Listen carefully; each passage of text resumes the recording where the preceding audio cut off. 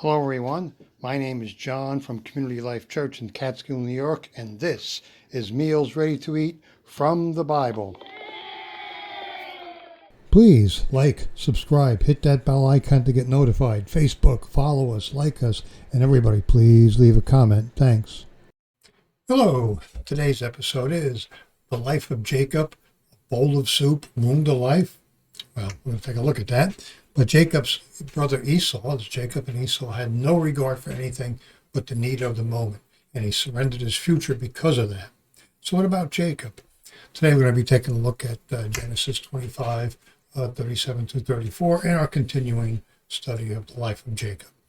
So now there are consequences for everything we do, for the good things, the bad things, and sometimes it may seem like it's just a little thing, but there are consequences for what we do and everything we do, and they can be long-lasting.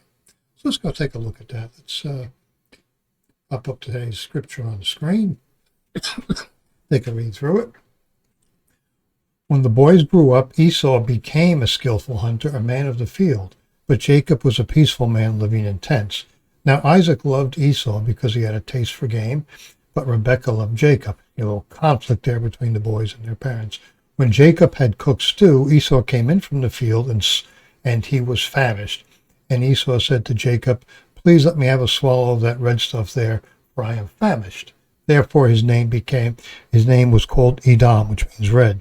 But Jacob said, First sell me your birthright. So Esau said, "Behold, I am about to die. So what use then is the birthright to me?" And Jacob said, "First swear to me." So he swore to him and sold his birthright to Jacob. Then Jacob gave Esau bread and lentils too, and he ate and drank and rose and went on his way. Then thus Esau despised his birthright. So we can see a couple of things going on here, and it's very interesting in this playing out between the brothers. But Esau was skilled and capable of doing what people wanted at that time. Just like today, at that time there were things that needed to be done. Esau could do them, and he could do them by himself.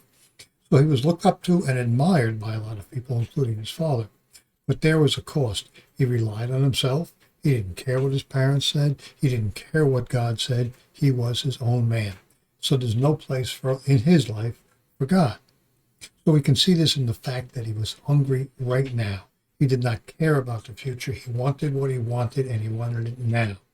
So this attitude affected all aspects of his life. Every part of his life was impacted by this. And we can see this right here in this scripture. When Esau was 47 years old, he married Judith, the daughter of Beeri the Hittite, and Basemath, the daughter of Elon the Hittite, and they brought grief to both Isaac and Rebekah. So he went out and married who he pleased without considering what his parents said or the advice of his parents. So now Jacob, as conniving and using and usurping as he was, that's what his name means, heel grabber, usurper, Jacob knew the value of the future. None of us are perfect, and Jacob certainly is not.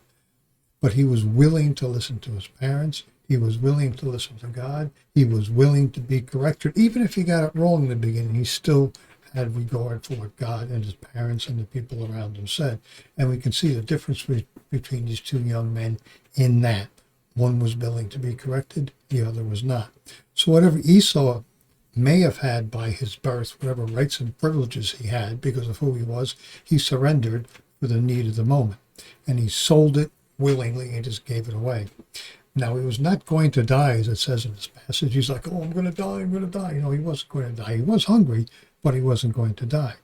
So what's the lesson for us today? How does this impact us today? We have to consider the consequences of everything we do, everything we say, and we have to listen to people, and that's the lesson we can learn from this. Everything, all the consequences or the things that I'm saying, are they biblical in nature, or do they come from God? Or are we just reacting out of the need of the moment? And a lot of times we just react out of what we need for right now, even in the church.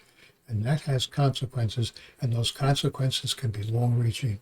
So remember, consider the consequences of what you're doing and what we're saying, and let's learn to walk in the destiny that God has prepared for us. All right, thanks for watching. You can find us on the web at clchurch.cc. That's clchurch.cc. We meet 10:30 Sunday mornings in 20 West Main Street, Catskill, New York. Hope to see you there, and thanks once again.